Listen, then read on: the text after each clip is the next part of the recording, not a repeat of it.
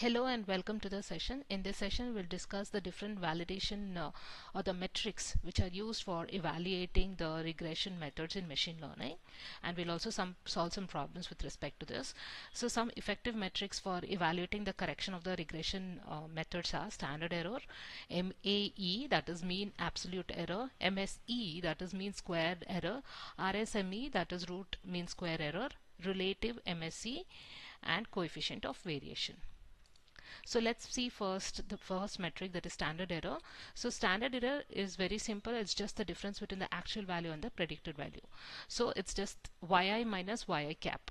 So if you get a difference of 0, if you get the standard error as 0, so that means your model fits the data correctly. Next is MAE. MAE is the mean absolute error. It's the difference between the predicted value and the actual target income divided by the number of samples as shown in this equation.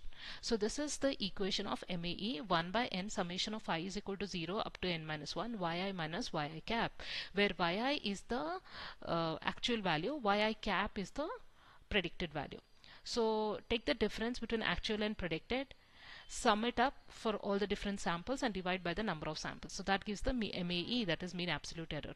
Mean square error is just add a square to this difference. So it is a sum of the squared residuals. MAE is nothing but the mean of residuals, and MSE is the sum of the squared residuals. So if you get a MSE value of positive and or you will always get positive because you are just taking the difference, or if you get 0, so that means your model is fitting the data correctly. So this is a formula for MSE. Coming to the next one is root mean square error. So root mean square error, the word itself says, once you calculate your MSE, this is MSE, right? So where you take the difference between actual and predicted value, take the square and sum it up for all the samples and divide by n. Once you find the MSE, take the root of MSE. That's nothing but root mean square error. And next you also have something called as relative MSE, in short form called as RelMSE. See, RelMSE is the ratio of prediction ability of yi cap to the average of the trivial population. So the formula is like this: you take the actual value minus the predicted value, square it and sum it up for all the samples, divided by yi minus yi average. So here you have yi bar. This you have to note, this is nothing but the average of your actual values. So actual values are subtracted with the average values and squared up, and finally you do it for all the different samples and sum it up. So that will give you the relative MSE. So if you get a relative MSE value of 0, that means your model is perfect. And normally the value or the average range is always between 0 and 1. If suppose you get a relative MSE which is greater than 1, then the model is not good one. The next metric is coefficient of variation. Now this is a unitless metric. It is given as, you find out the root mean square error, divide that by y bar. Y bar is again the average of the y, average of the actual values. So when you divide RMSE by y bar, you get the coefficient of variation. There's one more metric called as coefficient of determination.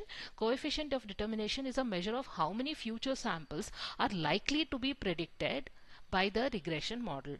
So in order to find this, now the value of this coefficient of determination will range from 1 to minus infinity, where 1 is the most optimum value.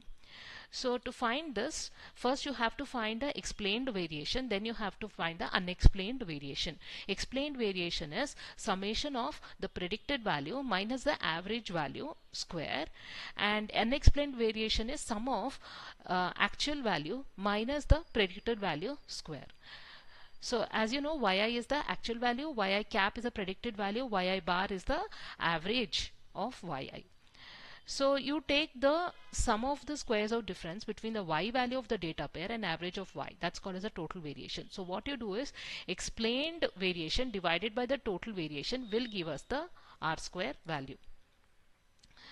So coming to the next one, standard error estimate. Now this is another useful measure for regression. It is a standard deviation of the observed values to the predicted values. So remember this formula: standard error estimate is square root of summation of actual values minus the predicted values.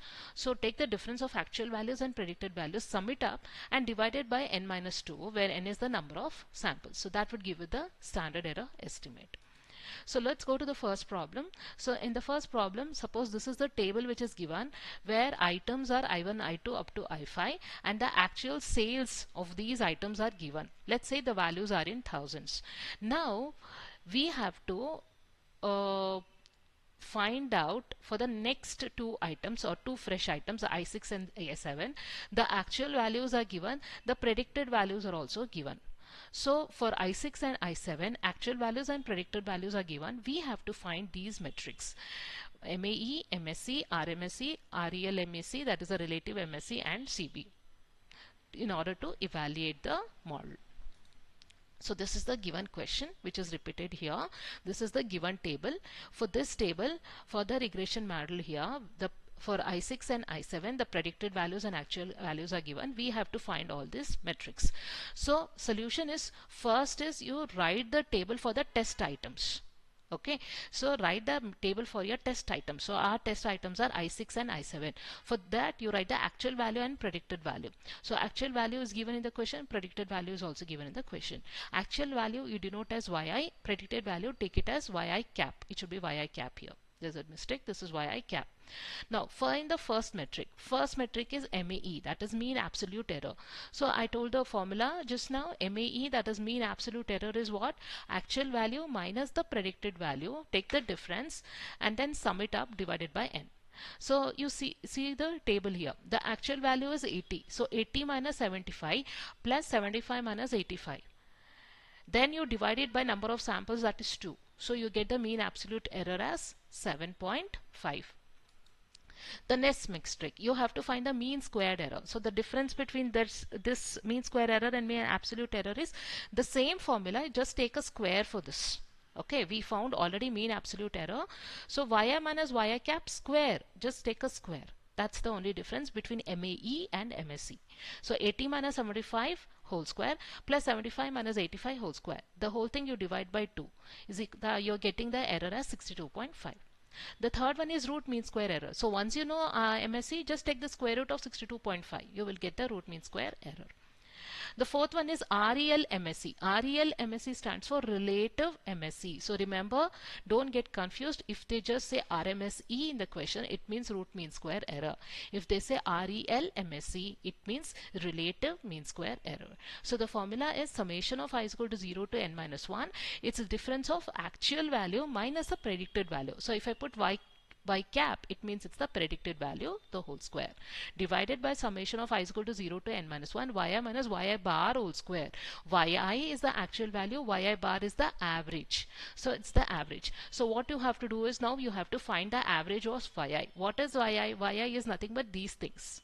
Right, 80 plus 90 plus 100 plus 110 plus 120 divided by 5. That will give us the average. So find the average of yi. I got the average as 100. Now take the test values. So so remember this, when I am finding yi bar, I am finding the average of these things, the samples, the training data. Okay, not this, not the test items. So remember this, for yi bar, it is the average of the training samples. Which are the training samples? I1, I2, I3, I4, I5 are the training samples. Okay, take the average of the training samples. So now you apply this formula to find RelMSE. So 80 is the actual value of the test item minus the 75, which is the predicted value, plus 75 minus 85, again actual value minus predicted value square, divided by yi is the actual value of the test item minus 100.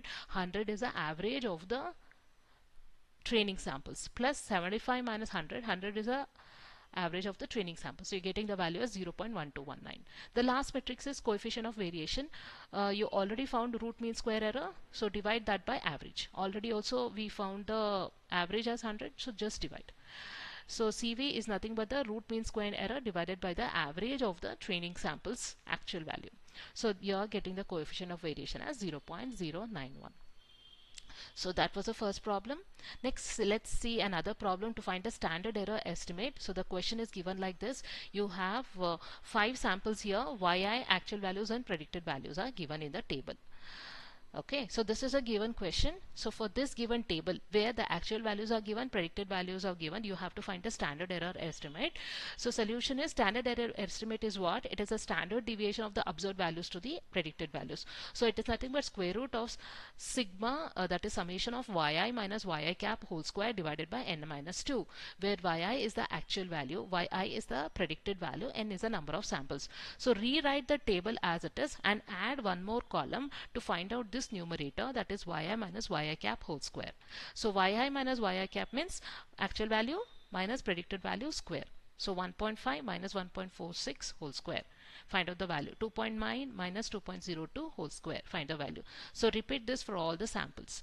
Next, what you have to do is apply the formula. So the standard error estimate is say root of, just sum it up, take the sum of all of this, divided by n minus 2. N in this case is 4, so 4 minus 2. So you're getting the standard error estimate as 0.6292. Okay, so that was about the how we can, what are the different metrics for the regression models and problems with respect to that.